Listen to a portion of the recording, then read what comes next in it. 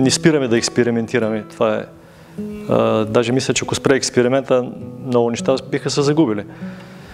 Казвам се Румен Георгиев. 1982 година съм завършил СХУП и Троян. Работим интересни неща, като примерно мигарската чаша, която има дълбока история. Ние сме им дали нов живот, нова визия. И е учудващо как нещо от 4 век преди Христа може до ден днешен да намира приложение в съвременния дом. Чайника ми е любима тема, всички колеги го знаят.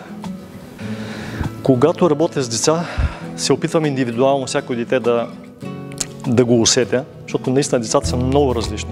Занаята ни е доста дълбока вода. Първо ги занимавам с материала глина.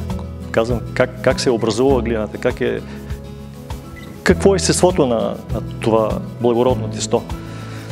Значи, в момента, в който чух идеята на Роси за шарена за друга, ми се стори много интересна, вдъхновяваща и мисля, че откривам моето място в тази идея точно с гранчарство.